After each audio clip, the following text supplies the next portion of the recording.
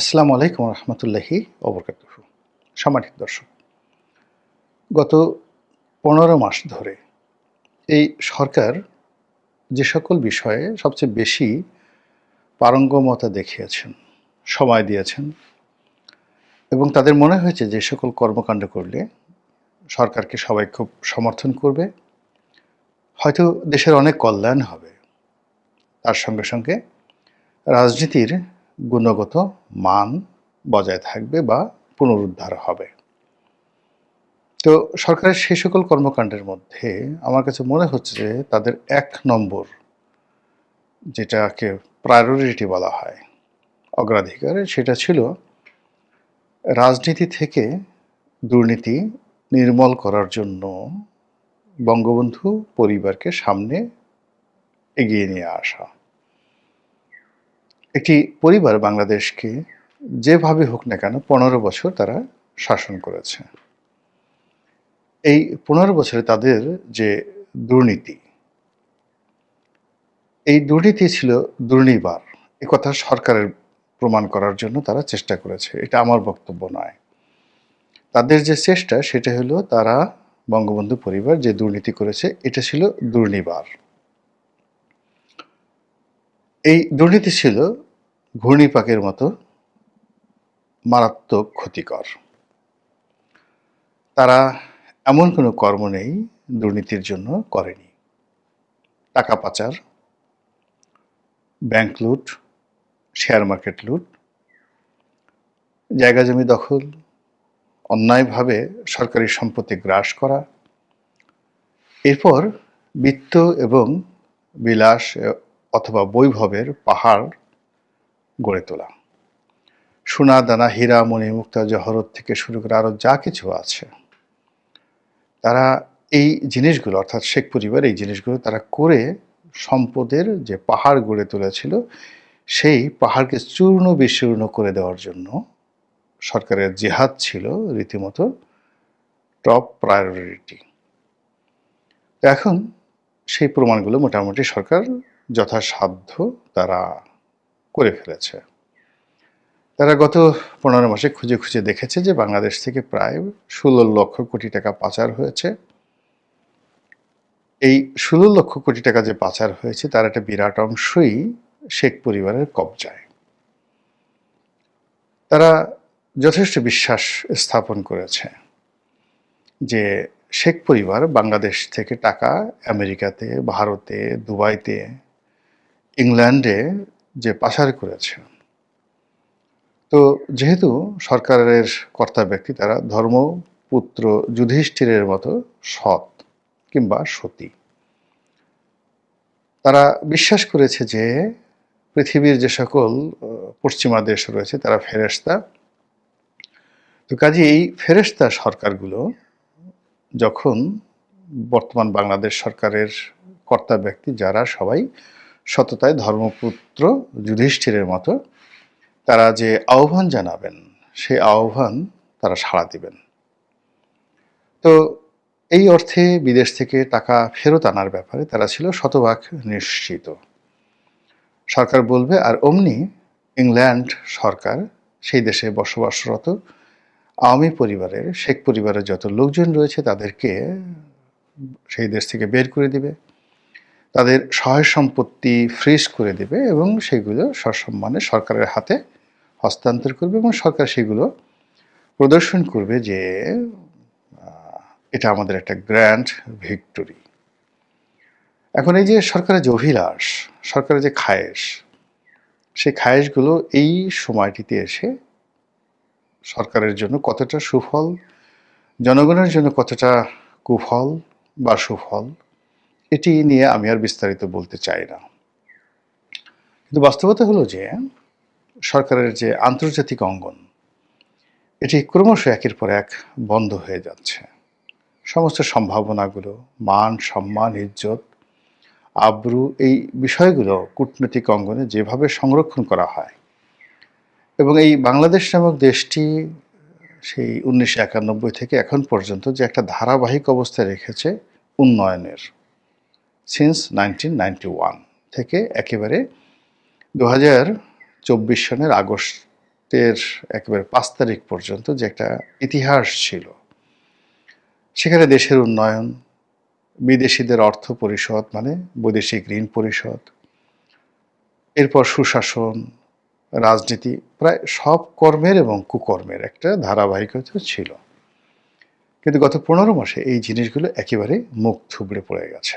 এই বিষয়গুলো নিয়ে ইন ডিটেলস না বলে আজকে শিরোনাম নিয়ে যেটা বলি, সেটি হলো শেখ পরিবার খুব খারাপ, তারা খুব বাজে, তাদের মধ্যে দেশপ্রেম নেই, এদেশের রাজনীতিতে তাদের কোনো সুকর্ম নেই, শুধুই মাত্র কুকর্ম। 71-এ বঙ্গবন্ধু খুব খারাপ কাজ করেছেন। তিনি মূলত দেশপ্রেমিক ছিলেন না, দেশপ্রেমিক ছিলেন রাজাকার আলবদর আর শামস। তিনি যুদ্ধ করেননি, যুদ্ধ করেছেন রাজাকার আলবদর আর শামস। এই ন্যারেটিভগুলো চমৎকারভাবে এই সময়টিতে যারা বলে বেড়াচ্ছেন না রাষ্ট্র তাদেরকে মদত দিচ্ছে, এটা হলো বাস্তবতা। তো এই যে ন্যারেটিভ, সেই ন্যারেটিভের মধ্যে শেখ পরিবারের যে দুর্নীতি, অনিয়ম, স্বেচ্ছাচার, অবিচার, এমনভাবে এটাকে মেট্রোলাইজ করার চেষ্টা করা হয়েছে যাতে করে এই পরিবারের কোনো লোকজন রাজনীতিতে আগামীতে ফিরে না আসতে পারে। এদের রাজনীতি, অর্থনীতি, এমনকি এদের যে অস্তিত্ব, সেই অস্তিত্ব যেন কবর চাপা পড়ে যায়। এদের প্রতি মানুষের ঘৃণা এমনভাবে জাগানোর চেষ্টা করা হয়েছে বা স্বপ্ন দেখা হচ্ছে যেন বাংলার মাটিতে অনেক আজে বাজে প্রাণী রয়েছেন, তাদের নাম মানুষ হয়তো উচ্চারণ করবে, কিন্তু সেই শেখ পরিবারের নাম কেউ উচ্চারণ করবে না। কিন্তু মাত্র 15 বছরের ব্যবধানে নয়, 15 মাসের ব্যবধানে এই সরকারের সকল চেষ্টা কিভাবে মুখ থুবড়ে পড়েছে, অথবা কিভাবে এটা আগ্নেয়গিরির মতো সারা বাংলাদেশকে গ্রাস করেছে।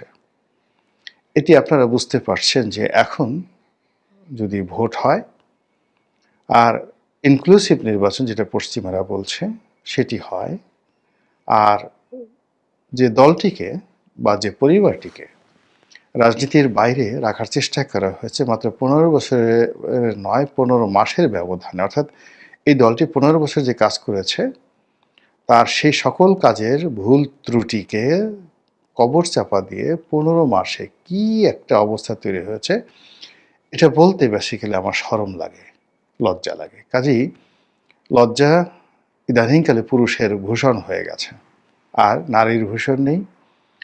বাংলার শক্তিমান দাপটওয়ালা পুরুষেরা সব পালাচ্ছে, মুখ বন্ধ রেখেছে, কান বন্ধ রেখেছে, চোখ বন্ধ রেখেছে, বিবেক বন্ধ রেখেছে।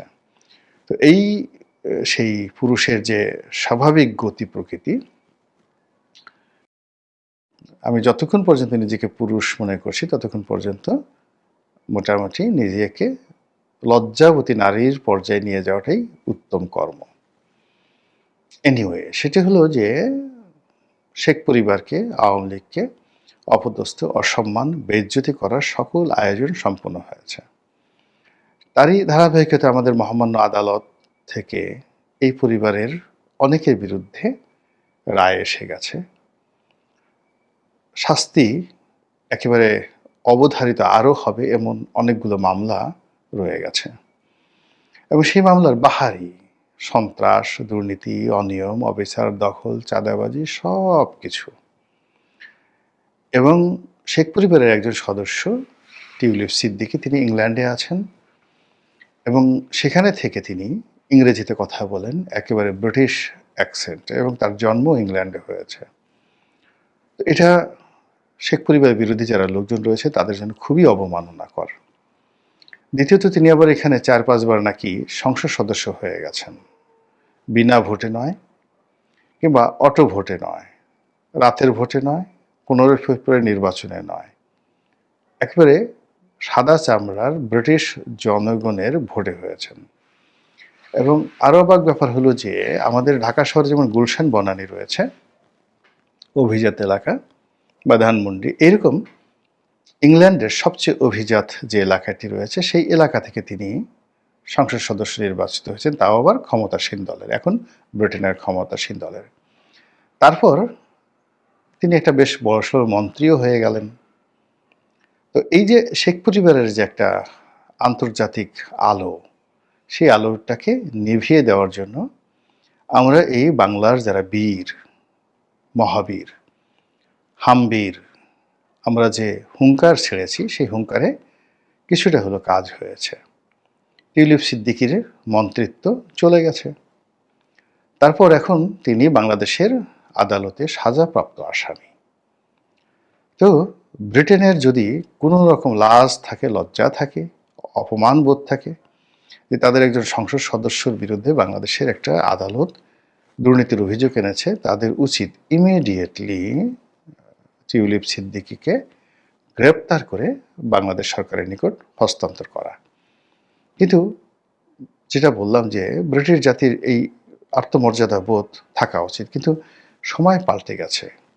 ব্রিটিশদের সেই আভিজাত্য আর এখন নেই, তাদের সেই রাজত্ব নেই। একসময় সারা পৃথিবী তারা শাসন করতে, বলা হতো যে ব্রিটিশ সাম্রাজ্যের সূর্য অস্তমিত হয় না। তো কাজেই এই বাংলাদেশে এত বড় একটা বিচার হলো এবং টিউলিপ সিদ্দিকীর, যাকে বলা হয়, এত বড় একটি শাস্তি হলো, এটি নিয়ে এখনো পর্যন্ত ব্রিটিশ সরকারের কোনো মাথা ব্যথা নেই। অধিকন্তু টিউলিপ সিদ্দিকী নিজে এবং তার পক্ষে তার সরকারের যত কর্তা ব্যক্তি আছে, including the prime minister of United kingdom, তিনি যে ভাষায় কথা বলছেন এটা আসলে বাঙালি কালচারে পড়ে না।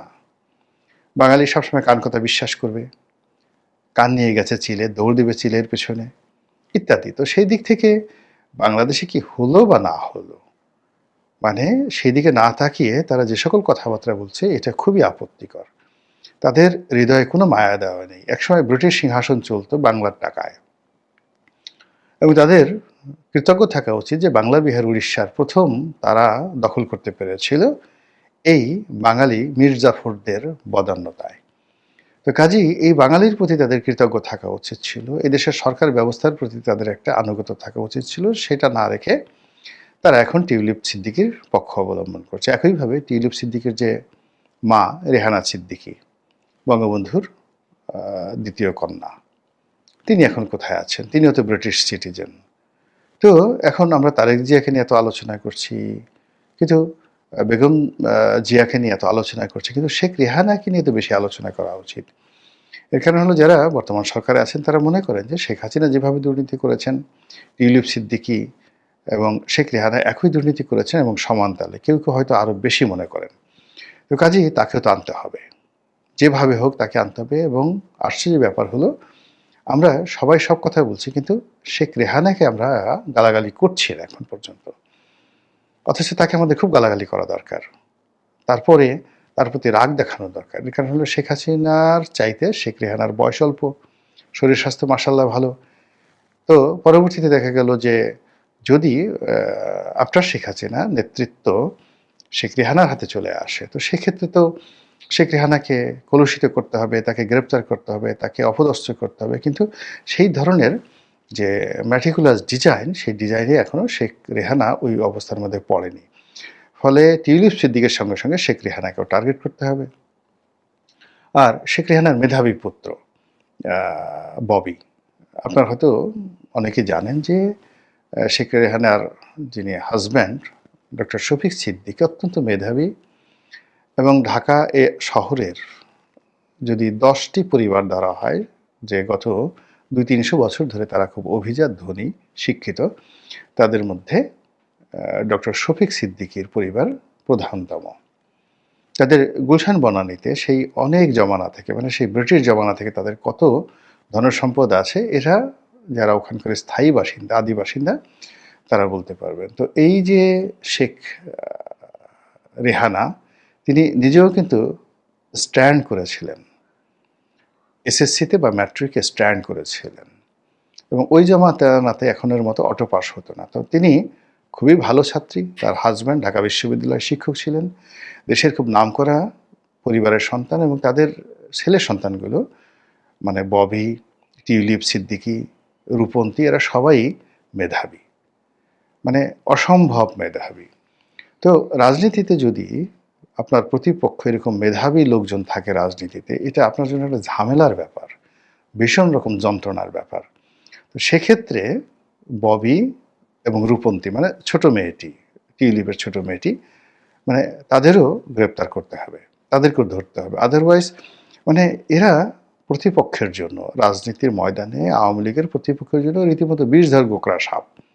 তো গোকরা সাপের তো লেজ বিষাক্ত, তারপরে খোলস বিষাক্ত, ডিম বিষাক্ত, বাচ্চা বিষাক্ত, টেরিবল অবস্থা। তো আওয়ামী লীগকে যারা ঘৃণা করেন, বিষাক্ত সাপ মনে করেন, তাদের জন্য এই সিদ্দিকী পরিবার, শেখ রেহানার পরিবার, বঙ্গবন্ধু পরিবার মানে যুগপৎভাবে তারা একটা ডেঞ্জারাস এলিমেন্ট। তো সেক্ষেত্রে আমি মনে করি যেহেতু মানে চেষ্টা চালিয়ে যাওয়া হচ্ছে এবং ইতিমধ্যে অনেকগুলো ন্যারেটিভ তৈরি করা হয়েছে, ফলে ফুল ফ্যামিলিটিকে টার্গেট করে যদি এগোনো যায়, হয়তো আমাদের এই মুহূর্তে যারা ধর্মপুত্র যুধিষ্ঠির আছেন তারা সফলতা পেলেও পেতে পারেন। আসসালামু আলাইকুম রহমতুল্লাহি ওয়া বারাকাতুহু।